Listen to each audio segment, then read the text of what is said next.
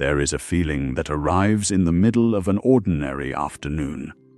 You are scrolling or browsing, or simply sitting with your phone in your hand, and beneath the surface of whatever you are looking at, there is a faint hum. Not quite dissatisfaction, not quite boredom. Something closer to a low-level searching. A sense that if you could just find the right thing, the right object, the right experience, then the restlessness would quiet.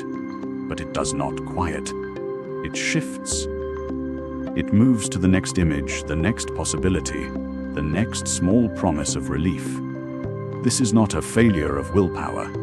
This is the mind doing what it has been trained to do. Seeking, reaching, trying to fill a space that feels somehow incomplete. Imagine for a moment that wanting is like water flowing downhill.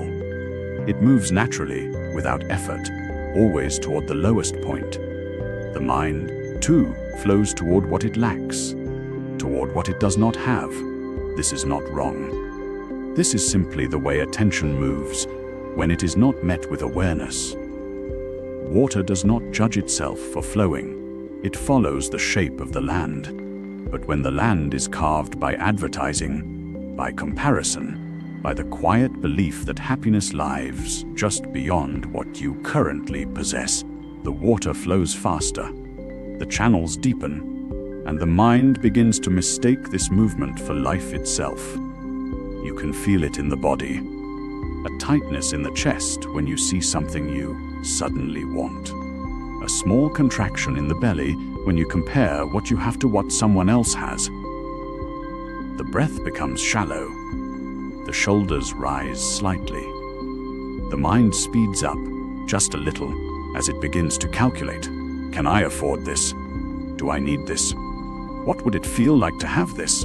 These are not thoughts you choose. They arrive on their own, like birds landing on a wire. And beneath them, if you listen closely, there is a question the mind is asking over and over. Is this enough? Am I enough? The Buddha spoke often about tanha, which is sometimes translated as craving, sometimes as thirst. It is the reaching quality of the mind, the way it leans forward into what is not yet here, into what might satisfy, into what could finally complete the picture. Tanha is not desire itself. It is the clinging to desire, the belief that the object of wanting holds the answer to the restlessness. But here is what happens when you get the thing. The new shirt, the better phone, the experience you saved for. There is a moment, sometimes a day, sometimes a week, when the wanting is satisfied. The water reaches the low point and rests, and in that rest there is relief, real relief. The mind softens, the body exhales, and then slowly the ground shifts again. The wanting begins to flow.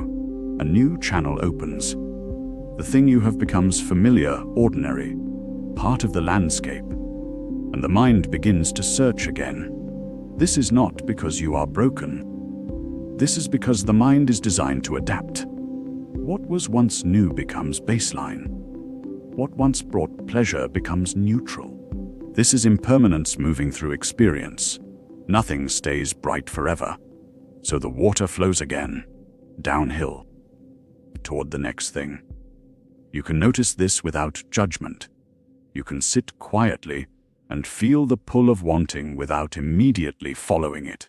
This is not about resisting desire. This is about seeing it clearly, seeing the way it moves, seeing the small contractions it creates in the body, seeing the stories it tells.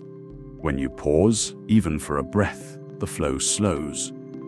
Not because you are forcing it to stop, but because you are no longer adding to its momentum. You are simply watching the water move, and in that watching, something becomes visible. The space between the wanting and the reaching, the gap where choice lives. This is where contentment begins. Not in having everything you want, not in wanting nothing at all, but in the simple recognition that this moment, exactly as it is, does not require anything more to be complete. The breath is here. The body is here. The sounds around you are here, and none of it is lacking. You do not have to believe this. You can simply test it. Right now, wherever you are, let your attention settle on the feeling of your hands. Notice their weight, their temperature, the small sensations moving through them. They are not asking for anything. They are simply here. This is enough, not as a concept, as a felt experience. And from this place of enough, we can begin to look more closely at the patterns of wanting, at the ways we have been taught to reach, at the quiet belief that satisfaction lives somewhere other than here. There is a particular moment that arrives many times each day, so ordinary that it passes almost unnoticed. You see something. A notification appears on your phone. You walk past a window display. A thought surfaces, you need this, or you want this, or it would be nice to have this. And in that moment, before your hand moves, before you tap or click or reach for your wallet, something happens inside. A small tightening, a sense of incompleteness, a whisper that says not quite enough. This is the beginning of a pattern that the Buddha observed very carefully. He described it using the image of a creeping vine. Imagine a plant that grows in the forest, spreading quietly along the ground, sending out tendrils in all directions. It does not announce itself. It simply grows day after day, finding new surfaces to climb. The craving of one who lives without attention grows just like this. It spreads so gradually that you might not notice it has taken over until it is everywhere. Woven through your days, your choices, your sense of what you need to be okay. The wanting itself is not the problem. Wanting is natural. The body wants food. The mind wants rest. But there is a particular kind of wanting that feeds itself, that grows by being satisfied. Each time you fulfill a desire, you teach your mind that this is how you solve the feeling of incompleteness. You buy something, and for a moment, sometimes just a few hours, sometimes a few minutes, there is a sense of resolution. The ache quiets. You feel briefly as though you have enough. And then the ache returns. The wanting returns. So you reach for another thing. A fire fed with dry grass flares bright and hot. It consumes quickly. And as it consumes, it asks for more fuel. The flames grow larger, more urgent. They need feeding. Without new kindling, the fire will die. This is what happens when each purchase is treated as a solution to an inner restlessness. The satisfaction is real, but it is brief. The fire burns hot and then demands more, and the mind learns this is how to feel okay. This is the pattern. This is the way. What is being consumed is not really the objects themselves. It is the promise they carry. Each item you buy arrives with an unspoken guarantee: this will complete you. This will make you feel better. This will be the thing that finally settles the unease. And when it does not, when the newness wears off and the wanting returns, there is often a quiet disappointment. Not enough? Still not quite right. Maybe the next thing will be different. The Buddha used another image for this same pattern. He spoke of a monkey in the forest, leaping from tree to tree, always searching for fruit. The monkey reaches for one branch, finds fruit, eats it, and is satisfied for a moment. Then it leaps to the next tree, and the next. The seeking never stops. The monkey is always in motion, always reaching, always hoping that the next fruit will be the one that brings lasting satisfaction. It is exhausting. The monkey is never still. This is not a moral failing. There is no shame in it. The pattern is simply what happens when the mind is not paying attention to itself. When you do not see the moment of wanting clearly, you cannot choose differently. You simply follow the impulse, the way the monkey follows its hunger from branch to branch. But there is something that becomes possible when you slow down enough to notice. There is a gap, a small space between the moment when wanting arises and the moment when you act on it. In that gap, something can shift, not through force, not through willpower or discipline, but through simple, clear seeing. The next time you notice the wanting, the impulse to buy, to scroll, to reach for something, try simply pausing, not to resist, not to fight the desire, just to notice it. Where do you feel it in your body? Is there a tightness in your chest? A restlessness in your hands? A sense of something missing? Can you name it without judgment? This is wanting. This is what it feels like. This is how it moves. And then, if you can, wait. Just for a few breaths. Watch what happens. Does the wanting intensify? Does it fade? Does it transform into something else? There is no correct answer. The point is simply to see it clearly, the way you might watch a fire that is burning. You do not need to feed it. You do not need to extinguish it. You simply see it as it is. When you do this repeatedly, something gradually becomes clear. The wanting is not a command. It is not a truth about what you need. It is a pattern that arises and passes. It flares bright like grass catching fire, and then if you do not feed it, it dies down. And in that dying down, there is a quiet, a sense of something solid that does not depend on having more. Not because you have achieved something, but because you have stopped running from tree to tree, and in the stillness, you can finally see what was always here. There is something in the human mind that moves like a scanner. It sweeps across what you have, what you own, what surrounds you, and almost without effort, it finds the gaps, the empty shelf, the worn-out thing, the neighbor's thing, the thing you saw online. The mind does not rest on what is there, it rests on what is not. This is not a flaw in you. It is how attention naturally works when it is not guided. The mind evolved to notice problems, to spot what is missing, because missing things could mean danger or deprivation. If you had food but not shelter, you noticed the shelter gap first. If you had shelter but not warmth, you felt the cold. Survival depends on seeing what you lack. But something shifts when basic needs are met. When you have shelter and warmth and food, the scanner does not stop. It keeps moving, it keeps finding gaps. And the gaps it finds now are different. They are not about survival.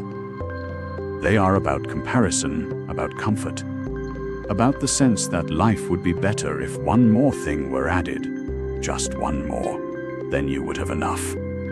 The teaching that comes down through the earliest Buddhist traditions says something quiet, but direct contentment is the greatest wealth. Few are those who have enough, not because few people have many possessions, but because few people feel that what they have is enough. Notice the difference. It is not about the quantity of things. It is about the quality of the relationship to things. Two people can own identical homes, identical clothes, identical amounts. One feels rich, one feels poor. The difference lies in the mind, in the capacity to rest with what is. When you watch a bird building a nest, you see something simple and complete. A bird gathers twigs, grass, small soft things. It works with intention, it selects. But at a certain point, the gathering stops. The nest is woven. The bird does not continue to add twigs. It does not look around and think, perhaps one more layer would be better. Perhaps I should gather materials from 3 territories instead of 1. The bird builds what is needed, and then it settles into the nest. It rests there. The bird is not practicing contentment. It is simply not caught in the scanning mind.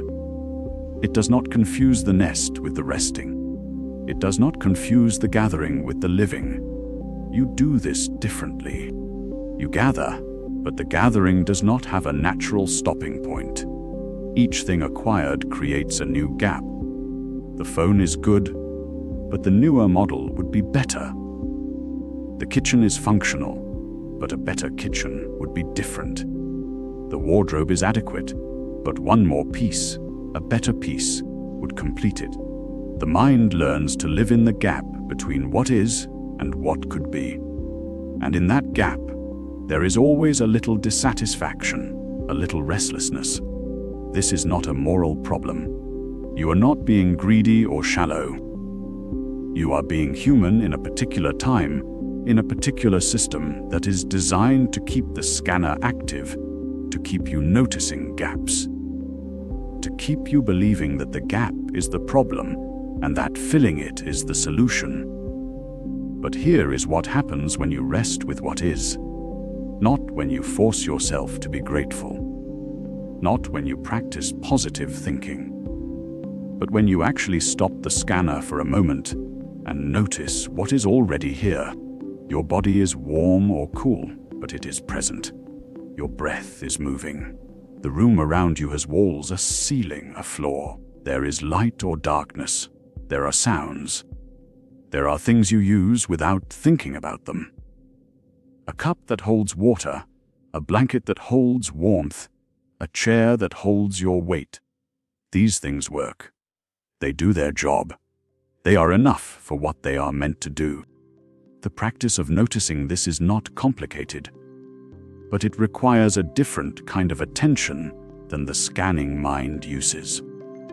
Before you sleep, when the day is closing and the mind is beginning to settle, bring to mind 3 things you used today that were enough. Not 3 things you wish you had. Not 3 things that would be better if they were different, but 3 things that actually worked, that actually served you, that was sufficient for what they were meant to do. A cup. You drank from it. It held the water. It was enough. A shirt. You wore it. It covered you. It kept you warm. It was enough. A bed. You will lie in it. It supports your body. It is enough. Not because these things are perfect. Not because you do not notice their imperfections, but because they do what they are meant to do.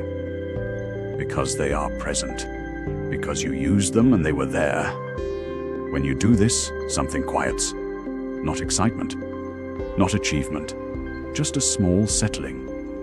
A recognition that the gap you have been scanning for is not actually the problem. The problem is the scanning itself. The belief that having is about accumulation, that enough is always one thing away. The bird does not think about this. But if you watch long enough, you will see that the bird knows something you are learning to know again, that gathering and resting are different, that there is a moment when the gathering is complete, that the nest is not the goal. The resting in the nest is the goal. There is a river that moves swiftly when it carries only water. But as it flows, it gathers silt. Pebbles settle into its bed. Branches lodge against the banks. The water itself becomes heavier, more opaque. The current slows. What once moved with ease now labors beneath the weight of what it has collected. We do not often think of our possessions this way. We think of them as separate from ourselves, as things we have chosen and can set aside whenever we wish. But there is something worth noticing about what happens when we actually live with the objects we own. Each possession makes a small claim on attention, not always a loud claim. Often it is quiet, almost invisible. A book on a shelf requires dusting. A coffee mug in a cabinet needs to be washed after use. A piece of furniture occupies space, and that space must be kept clear enough to move around it. Clothes in a closet need to be sorted through, some discarded, others maintained. None of these tasks is difficult in isolation, but they accumulate. They layer, and the mind, like the river, begins to move more slowly beneath the weight. There is a Zen teaching that says the cup is most useful when it is empty. It is not a command to own nothing. It is an observation about function. An empty cup can receive tea. It can receive water. It can receive milk. Its emptiness is not a lack. It is a readiness. The moment the cup is full, it can no longer receive anything else. Its usefulness ends. When we look at our lives, we are often very full cups. The shelves are full. The closets are full. The drawers are full. The calendar is full. The mind is full of plans about the things we own, where they are, whether we like them still, whether we should replace them, whether they are the right color or size or style. This fullness does not feel like a problem while we are living inside it. It feels like life. It feels like having things. But notice what it prevents. Notice what cannot enter a cup that is already full. The weight of ownership is not only physical. You can feel it in the body, the small tension of responsibility, the low-level awareness that things need attention. But the deeper weight is mental. It is the space that possessions occupy in thought. Even when you are not actively using something, some part of your attention is tethered to it. You know it is there. You know it is yours. You know, somewhere in the background, that it might need something from you. Consider a river again, this time in winter. The silt has accumulated over months. The branches have become lodged. The water moves so slowly now that ice forms easily on the surface. The river that once flowed freely is nearly still. And the irony is that the river did not choose this. It simply accepted what came to it. It did not say no to the silt. It did not refuse the branches. It received everything, and in receiving everything, it lost the very quality that made it a river, the quality of flowing. We live in a time when the cultural message is almost entirely about accumulation. More is better. More options. More possessions. More experiences to collect and document. The alternative, having less, wanting less, is often framed as deprivation, as if emptiness were a problem to be solved, rather than a condition to be understood. But the Zen teaching points to something different. It suggests that emptiness is not the absence of something good. It is the presence of something useful. Space, availability, the capacity to respond. There is a particular kind of freedom that comes with owning fewer things. Not the freedom of deprivation, but the freedom of unencumbered movement. When your hands are empty, they are available for anything. When your mind is not occupied with the maintenance of possessions, it is available for other kinds of attention. For noticing, for being present, for responding to what is actually in front of you, rather than what you are carrying. This is not a moral stance. It is not about being good or pure or spiritually advanced. It is simply an observation about weight and movement and what the mind can hold. If you want to feel this directly, there is something you can do. Find one object that you own. It can be anything: a book, a watch, a piece of clothing, a tool, something you use or something you keep. Hold it in your hands. Feel its actual weight. Not the idea of its weight, but the real physical mass of it pressing against your palms and fingers. Feel the texture, the temperature, the way it sits in your hands. Stay with this for a full minute. Do not move on to thinking about whether you like it or whether you use it. Just feel what it is to hold it, to carry it, to be responsible for it.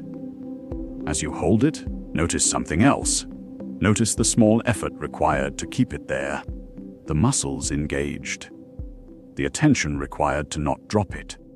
Notice that even this one object, held for just 1 minute, asks something of you. It asks for attention, for care, for the maintenance of your grip. Now imagine holding not one object but 10 or 100, not in your hands but in your life, in your home, in your mind. Imagine the river carrying all of that silt, all of those branches, all of that accumulated weight. There is no judgment in this. There is only the direct experience of what weight feels like. And from that feeling, perhaps, a quieter understanding begins to arrive about what it means to have enough. There is a particular quality to the wanting that arises when you see something you do not have. It comes with a kind of urgency, a sense that this thing is necessary, that without it something is missing from your life right now. The wanting feels solid. It feels true. It feels like a command that must be obeyed immediately, or something will be lost forever. This is the texture of the impulse to acquire. And if you have ever noticed it closely, you know how convincing it is. The mind offers reasons. It offers justifications. It creates a small story about why this particular object will complete something, solve something, bring ease or pleasure or status or belonging. The wanting does not whisper. It speaks with certainty.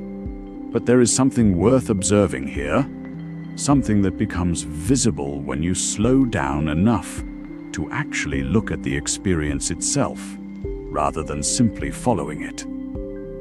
When you feel that urge to buy, to acquire, to have something you do not yet have, notice what is actually happening in this moment. There is a thought. There is a sensation in the body, perhaps a tightness, a restlessness, an agitation. There is an emotion that accompanies it.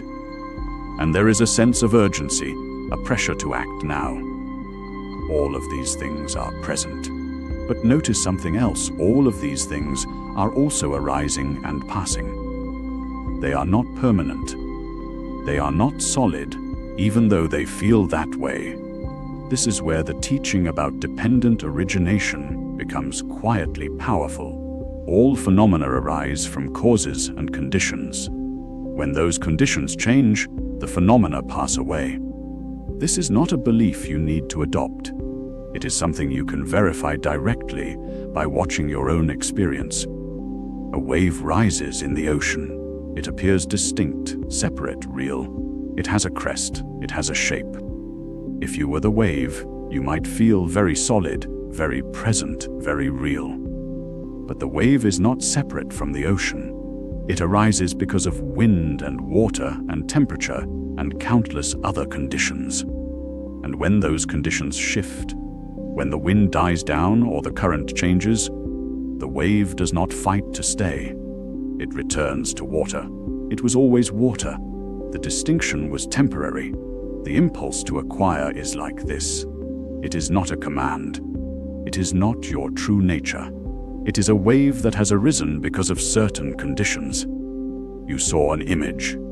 You heard a story about what this object could do for you. You felt a lack, a gap, an incompleteness. You saw others with this thing, and something in you registered that as important. All of these conditions came together, and a wave of wanting rose up. But what happens if you do not immediately act on it? What happens if you simply pause and watch? When you pause and watch the impulse without obeying it, something becomes visible that the urgency usually obscures. The wanting is not stable. It fluctuates. It has a shape and a duration, just like everything else that arises in experience. It appears, it intensifies, it crests. And then, if you do not feed it with action or rumination, it begins to subside. The conditions that created it are already shifting. Your attention moves elsewhere. A sound happens, a breath happens, and the wave returns to water. This is not about willpower. It is not about forcing yourself to resist or denying yourself something you want. It is about seeing clearly what is actually happening in the moment. The impulse arises from conditions. It is not you. It is not a command. It is a temporary visitor. There is a practice that can help this seeing become real in your body and not just an idea in your mind. When you feel the urge to buy something, When that urgency is present and the reasons feel solid, pause. Do not act. Do not push the impulse away either. Simply watch it for 3 breaths. In the first breath, notice where you feel the wanting in your body. Is there a tightness in your chest? A restlessness in your hands? A quickening of thought? Just observe it. You are not trying to change it. In the second breath, notice how the impulse is moving. Is it growing stronger? Has it already begun to shift? Notice how it is not still. Nothing in experience is still. Everything is in motion. In the third breath, notice what has changed. The conditions have already begun to shift. Your attention is now on the breath. The urgency has already loosened. Even if only slightly, the wave has begun to return to water. 3 breaths, that is all. You are not resisting. You are not denying yourself. You are simply creating enough space to see what is actually happening, instead of being carried along by the sense that this impulse must be obeyed right now. And when you do this repeatedly, when you watch the impulse arise and pass away many times, something shifts in how solid it feels. You begin to see that the urgency was never as real as it claimed to be. It was a wave. It appeared. It crested. It returned. And you are still here, still whole, still complete, even though you did not obey it.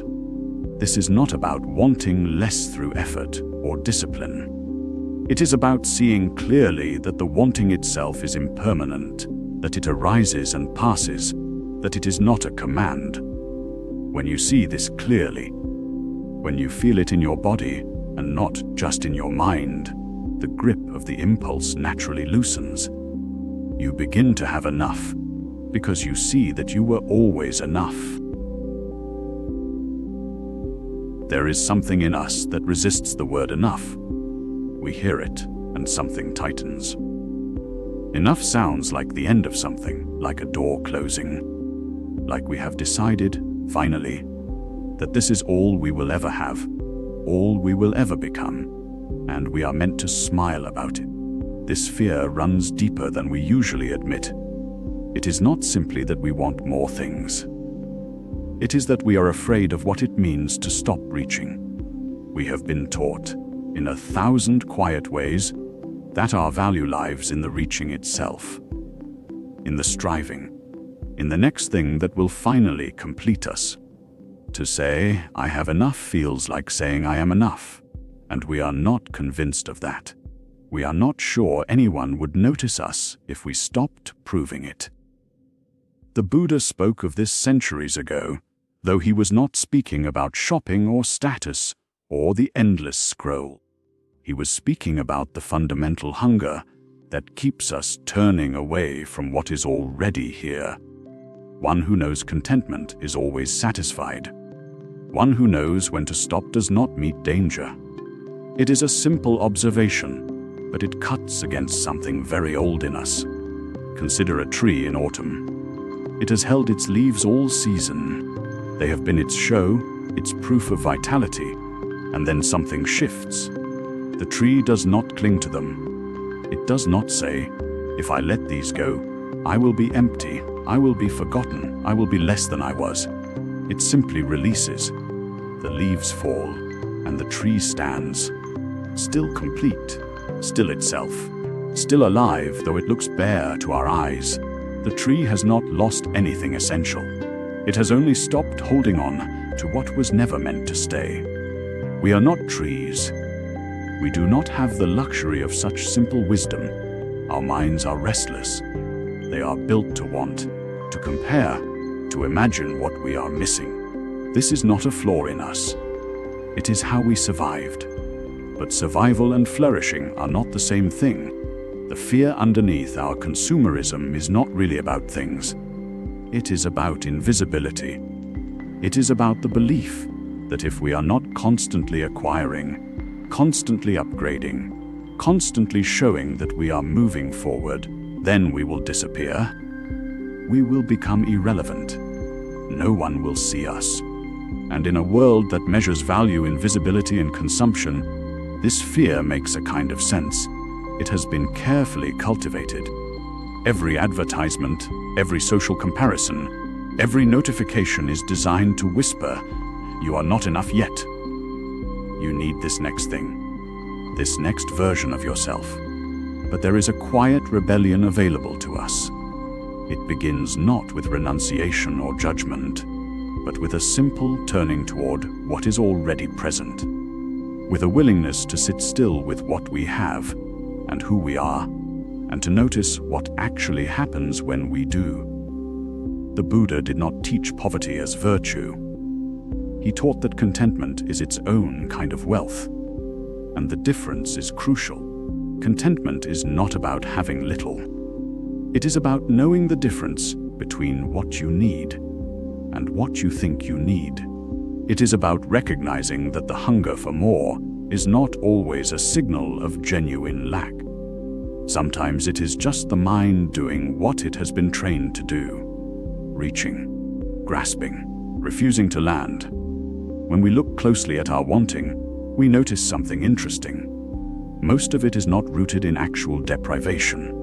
We do not want the next thing because we are starving or cold or without shelter. We want it because we believe it will change how we feel about ourselves. It will make us visible. It will make us worthy. It will finally quiet the voice that says we are not enough. But things have never done this. No object has ever carried the weight of our self-worth without eventually becoming just another object. The excitement fades. The newness dulls. And we are left standing in front of the next thing, hoping this time will be different. There is a way to interrupt this pattern. Not through willpower or judgment. Not by deciding you are bad for wanting, but through a simple practice of stopping and listening. Sit for a moment. Let your body settle. Let your breath find its own rhythm. And then, without strain, say inwardly, "This is enough." Not as a command. Not as something you are trying to convince yourself of. Just as a gentle statement. An experiment. This is enough. Then listen. Notice what arises. Does something in you relax?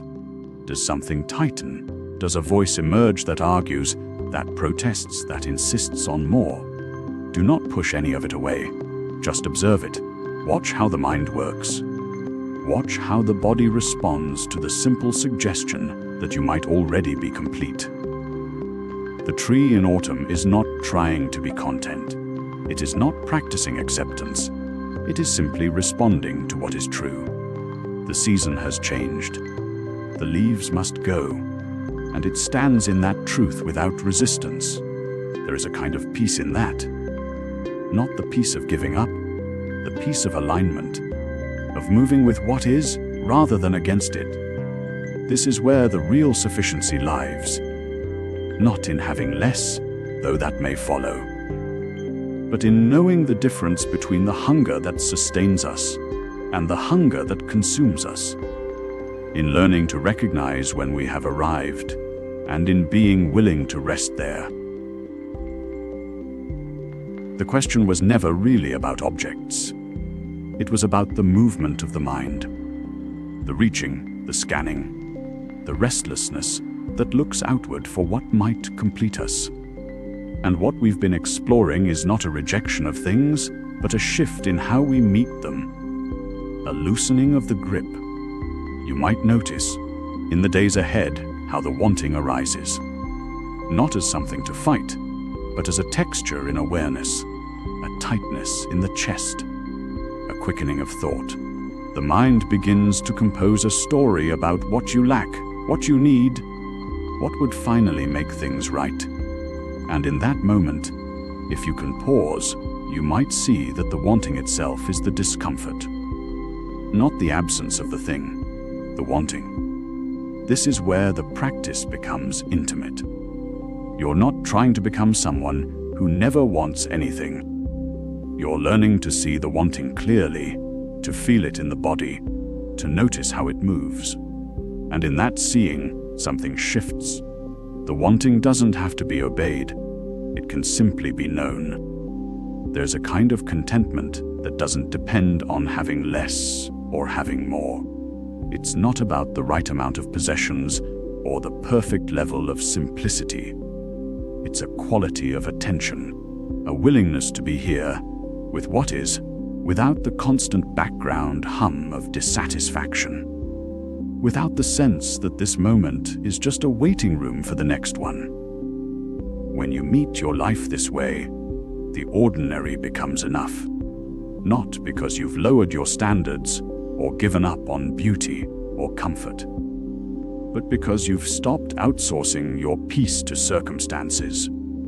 You've stopped believing that the next purchase, the next upgrade, the next achievement will deliver what only presence can offer. This doesn't mean you stop engaging with the world. You still make choices. You still have preferences. But the choices come from a different place, not from lack, not from the frantic energy of trying to fill a hole. They come from clarity, from seeing what actually serves your life and what just feeds the cycle. And when the impulse arises to acquire, to consume, to scroll, to search, you have a choice. You can follow it automatically, or you can bring awareness to it. You can feel the pull, the promise it makes, and you can ask quietly, what am I really looking for? What do I think this will give me? Sometimes the answer is simple. You need a winter coat. You're out of rice. But often, if you're honest, the answer is more subtle. You're looking for relief, for distraction, for a sense of progress or control. And none of those things are wrong, but they can't be purchased. They have to be met directly, in the body, in the breath, in the willingness to sit with what is uncomfortable without immediately reaching for a solution. The path here is not about perfection. It's about waking up, again and again, to the patterns that keep you spinning. And each time you wake up, the grip loosens a little, the urgency fades, the space around your experience widens. You begin to trust that you have enough.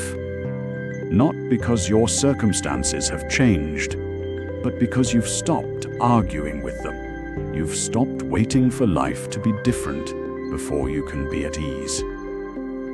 So, as we come to the end of this exploration, let the concepts fall away. Let the ideas about consumerism and contentment dissolve. What remains is just this: the breath moving in and out, the weight of your body where it rests, the quiet hum of being alive right here, without needing anything added or taken away. Feel the rise and fall of the chest, the coolness of the inhale, the softness of the exhale. There's nothing to fix in this moment, nothing to improve. Just breath, just body, just the simple fact of presence. Let yourself rest here. Let the mind settle like silt in still water. And if you'd like to continue, there are other reflections waiting. But there's no hurry. This moment is already complete.